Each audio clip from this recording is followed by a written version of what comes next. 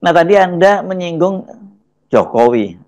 Ini pasti pada buzzer lah kan, sebel banget nih, tambah sebel dengan Anda ini ya. Semua kok dikait-kaitkan dengan Jokowi. Ya apa boleh buat ya, karena memang ini soal pagar laut itu pasti dikait-kaitkan dengan Jokowi karena terbitnya HGB di era Jokowi. Kemudian Jokowi juga memberikan status PSN kepada Partai Indah Kabut 2. Kemudian soal di luar pagar laut ini kan juga banyak kasus-kasus lain yang diwariskan oleh Jokowi kepada Prabowo. Sayangnya warisannya bukan warisan harta karun, tapi malah hutang piutang dan warisan-warisan persoalan. Ya, sekali lagi harapan harapan netizen, harapan masyarakat sipil, harapan LSM, harapan kritisi, harapan kalangan akademis tidak bisa ditunda.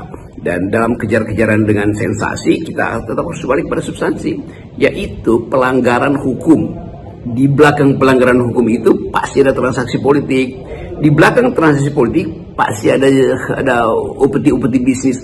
Kan semua ini mesti kita baca di dalam kondisi political ekonomi ketika Presiden Jokowi menginginkan kemenangan di 2019.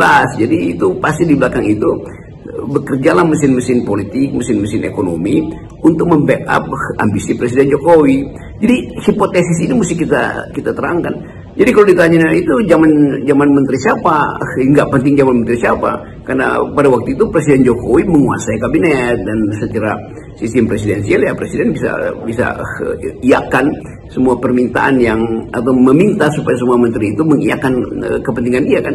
Jadi kita baca itu juga dalam latar kepentingan politik Jokowi di eranya yang menghasilkan terbitnya HGB dan HGO itu kan. Walaupun skandal-skandal ini mungkin sekarang masih bisa ditunda, tapi ini akan membebani pemerintahan yang akan datang. Jadi kita mau ambil semacam kepastian bahwa lokus deliktinya ada di pantai utara, tetapi tempus deliktinya itu ada di era Pak Jokowi, dan itu sebetulnya yang mesti dibongkar itu. Dan itu biasa aja kan, karena nanti juga akan melibatkan proyek-proyek yang sejenis itu. Nah, kesempatan-kesempatan sederhana ini yang mesti dibaca oleh para menteri yang ada di kabinet Pak Prabowo untuk tampil ke publik. Bikin aja 3-4 menteri tampil ke publik, lakukan pendataan awal dan kasih hipotesis bahwa menurut kami memang masih ada pemeriksaan, tapi kami percaya bahwa akan ada yang dihukum. Kira-kira itu, karena publik ingin ada yang dihukum, itu masalahnya tuh.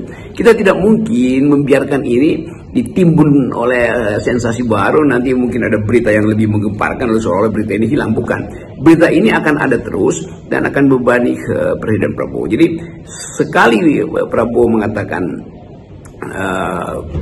bidik, maka jangan takut untuk menarik pelatuknya tuh. Nah, semua kesempatan yang tersedia hari-hari ini harusnya dipastikan bisa dilakukan demi keinginan-keinginan kita untuk memastikan adanya keadilan sosial dan keadilan hukum.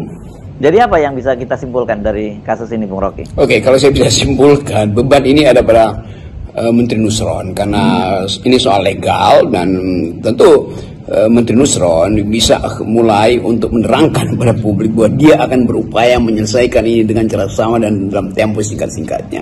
Kalau sinyal ini makin lambat, maka akan terkejar oleh peristiwa baru, yaitu Presiden Prabowo pasti akan melakukan evaluasi pada menteri-menterinya. Ini kan momentum untuk reshuffle. Jadi sebelum nama Nusron itu masuk di dalam daftarnya akan di reshuffle, saya kira Nusron akan ambil semacam langkah yang sangat mungkin kontroversial, tapi dia harus ucapkan siapa yang bersalah, dugaan awalnya apa, walaupun pembuktiannya panjang, tapi dugaan awal harus segera diucapkan. Dan itu artinya ada kaitan dengan rezim sebelumnya dan pejabat-pejabat di rezim sebelumnya. Kira-kira itu kesimpulan hipotetik kita tuh.